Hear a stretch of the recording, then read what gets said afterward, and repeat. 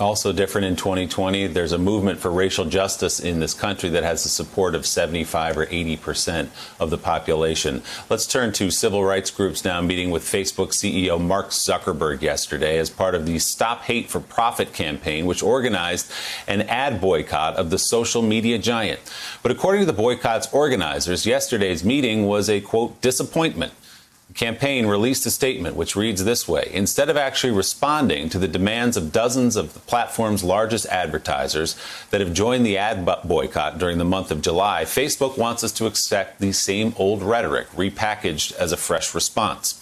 For its part, Facebook said the meeting, quote, was an opportunity for us to hear from the campaign organizers and reaffirm our commitment to combating hate on our platform, adding, we know we will be judged by our actions, not by our words, and are grateful to these groups and many others for their continued engagement. Joining us now, someone who was inside yesterday's meeting, President and CEO of the NAACP, Derek Johnson. Derek, it's great to see you again. So take us inside that room, if you will, with Mark Zuckerberg and Sheryl Sandberg. You laid out your case, and they said what? Well, it was the same information we've heard before. There was nothing new. In fact, they asked us for the meeting. We provided them with information. They've had it for over 3 weeks, and we get on the phone and they want us to rehash what we had already sent to them. Unfortunately, it was a waste of time. They are tone deaf to what corporations are saying. They are tone deaf what many people across this country is saying. And we simply want a platform that protects people and protect our democracy.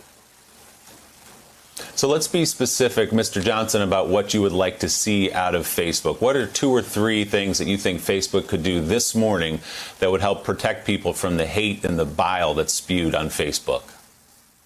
They need to be more aggressive with removing white supremacist groups off the platform so the platform is not used by those groups to recruit and plan deeds that cause harm to individuals. They need a senior level individual with civil rights experience within that structure so they understand the cultural sensitivity of information that's going across the platform.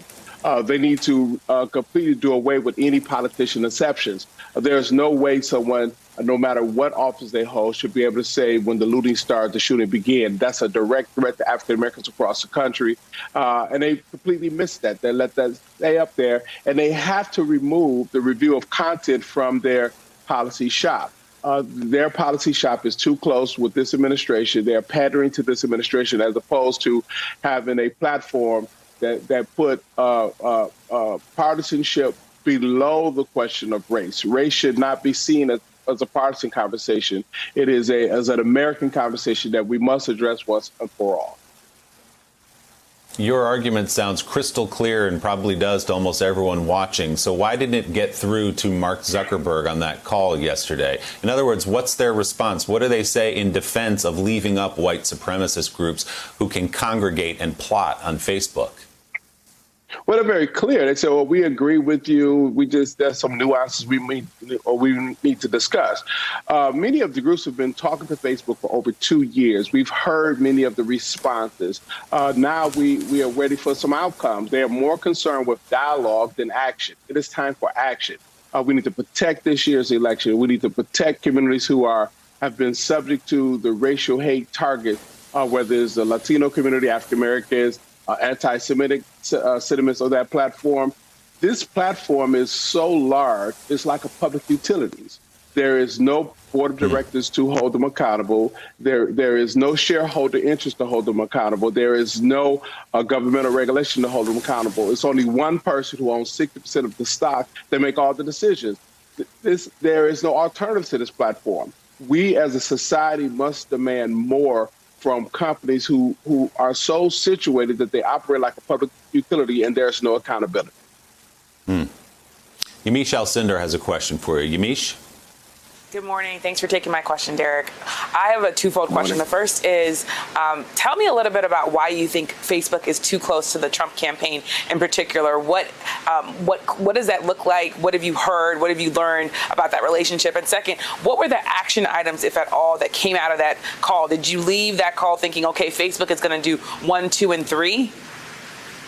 Well, we left that call disappointed. The only thing we realized that Facebook was going to do was the same thing they've always done, have a really beautiful dialogue with no outcome. We've had no outcome.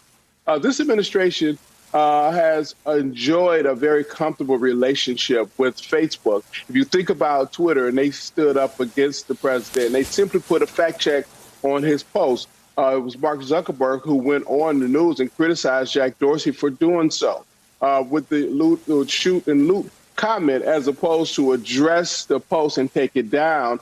It was received, a call was placed to the White House to have a conversation. We have to move away from this. The 2016 election was manipulated by a foreign nation, Russia, on that platform, paying with Russian currency for groups calling themselves Black Lives Matter that didn't exist. They sold hate to create a different level of energy to impact the 2016 elections. That should not be accepted. That should not be tolerated. President and CEO of the NAACP, Derek Johnson, thank you for taking us inside that meeting. I know you'll be back to talk much more as you continue to push. Derek, thanks so much for your time this morning. Thanks for checking out MSNBC on YouTube, and make sure you subscribe to stay up to date on the day's biggest stories. And you can click on any of the videos around us to watch more from Morning Joe and MSNBC. Thanks so much for watching.